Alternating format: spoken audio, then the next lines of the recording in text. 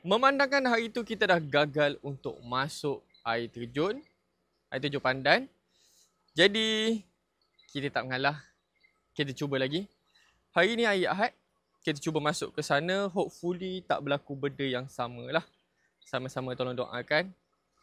Hoi, geram boy.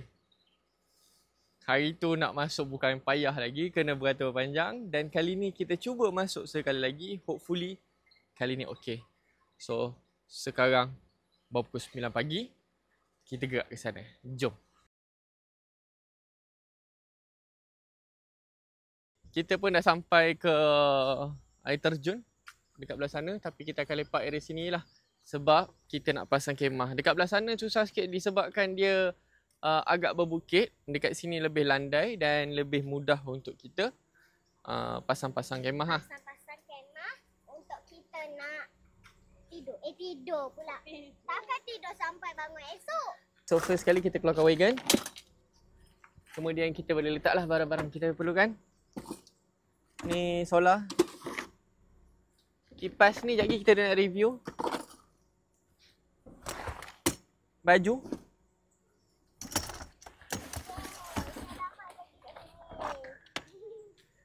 Charger. Sebab kita masa dah pergi dah jam. Hari ni bolehlah kita boleh pergi. Tu kenapa tak ambil? Tinggal. Tinggal. Ada ambil je lah.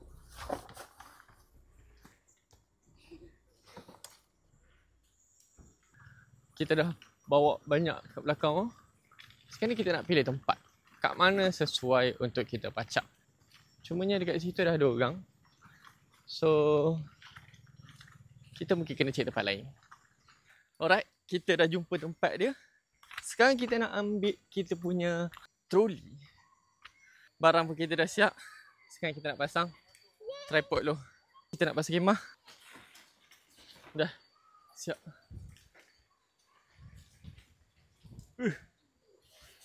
Ui. Angin kuat. Pak, adakah kita patut pahatkan dia atau tidak? Ini kursi.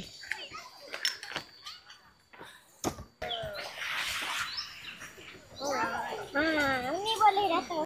So ini kita boleh buka untuk dapatkan tenaga kalau kita nak charge ke nak apa kan. Boleh? Kat sini. Itu saja juga.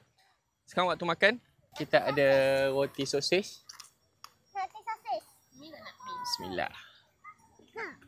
Dua makanan yang kita beli semalam.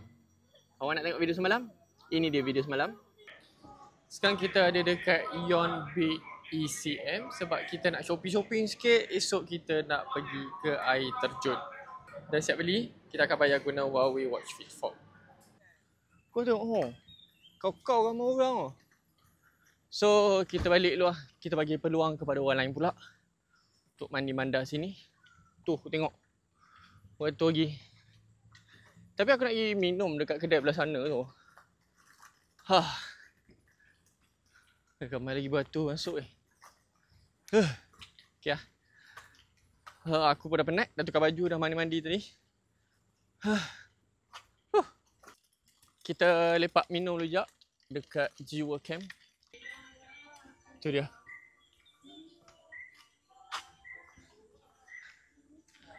Kita lepak minum sini sekejap. Boleh lah lain-lain sekejap. Pada panas .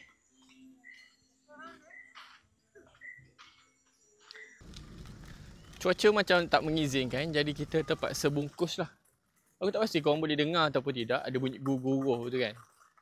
So cuaca tak mengizinkan, kita bungkus makan kereta lah. Tak boleh. Kalau duduk situ hujan. Mandi hujan kat.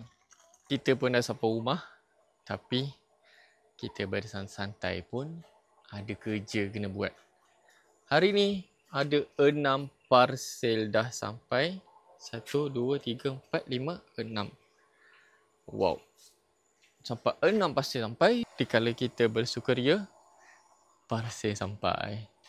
Itu saja untuk hari ni. Thank you so much kepada semua yang stay. Jangan lupa like, komen dan subscribe.